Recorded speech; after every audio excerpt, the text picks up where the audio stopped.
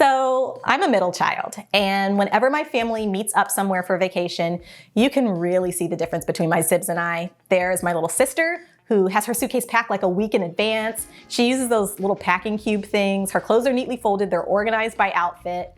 And then there's me, definitely overpacked. Everything's kind of maybe folded, and it's definitely taken up 2 suitcases. And then there's our big brother who shows up a full day late and forgot half the things he meant to bring. That's sort of how a lot of people tackle family financial planning. There's some who plan every single cent for their families, and then there's others that decide that they're just gonna figure it out as they go. And whatever route you choose, finding the right plan can help you and your partner stay on track and achieve the financial goals you have set for your family. Today, let's talk about family financial planning.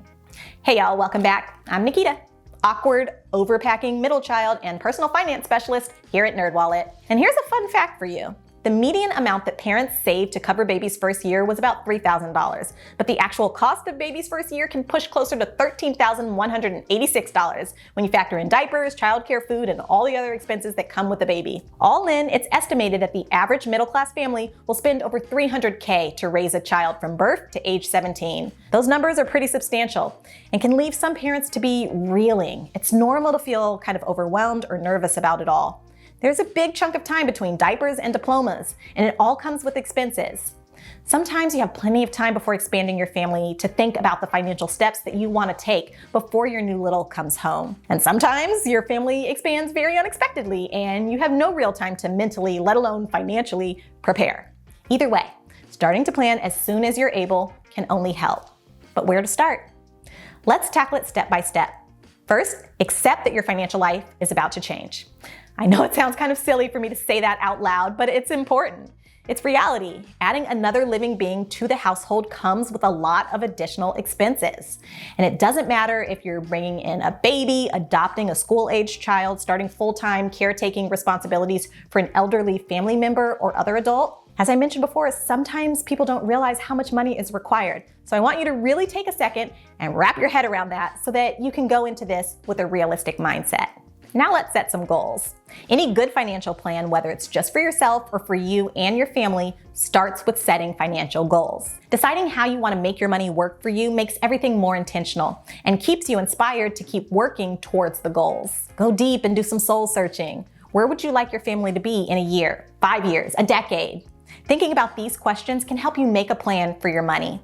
And you should consider this both small and large scale. Want a Disney World trip for your kiddo's birthday? Set the goal. Want something pricier, like swapping out your condo for a bigger home with space for dogs? Set the goal. This should also account for goals for paying down debts, not just savings goals. Just remember to make the goals SMART: specific, measurable, assignable, realistic, and time-related.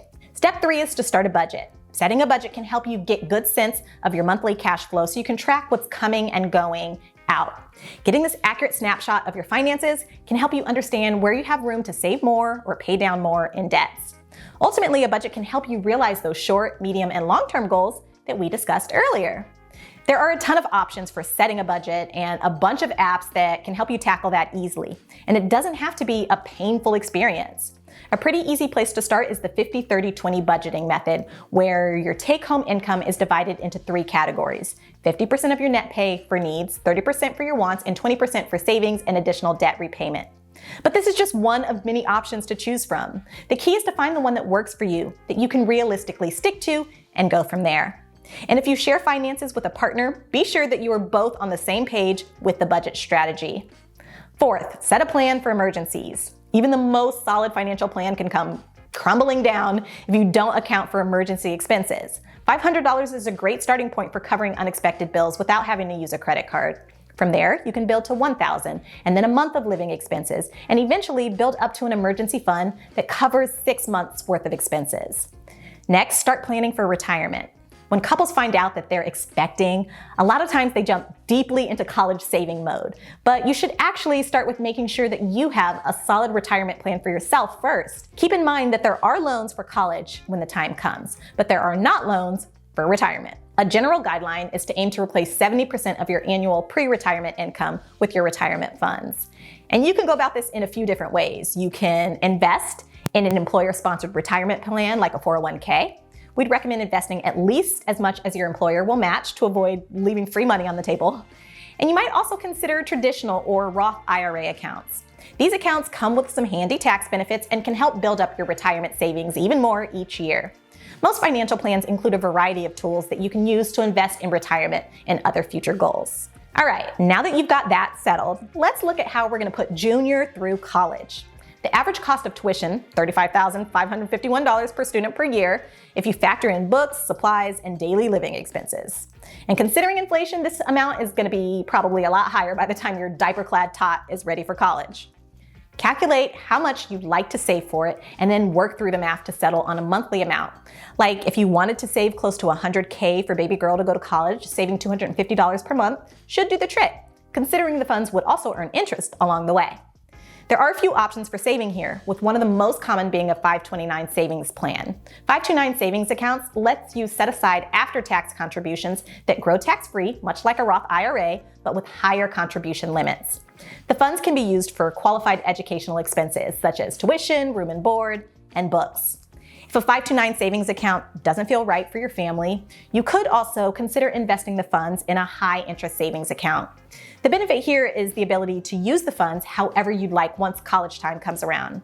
If your kiddo gets grants or scholarships and doesn't need much aid, you could use the funds to buy them a car, invest in your retirement account, or use however else you'd like.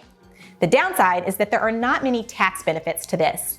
You could also look into trust accounts, traditional IRAs, or other savings options if neither of these plans feels viable for your family. And the final step is to protect yourself. All the steps I've mentioned have been ways to set your family up for success and to protect you from financial setbacks.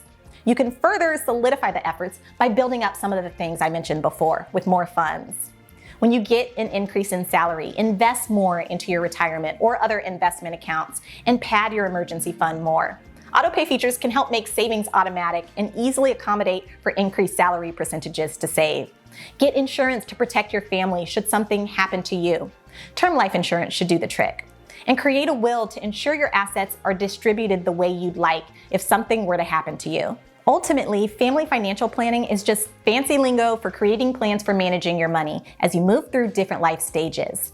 Get down the basics like we talked about, like setting up a budget and saving, and then creating a long-term plan for your family finances. And remember that all of the changes that come with expanding your family are supposed to be fun. This is supposed to be an exciting period, so don't let money concerns derail you from that. Don't forget to add teaching your older kids about financial literacy to the list. Set the kids up for financial success in adulthood by talking about money, securing a strong savings account for them, and helping them set trackable goals.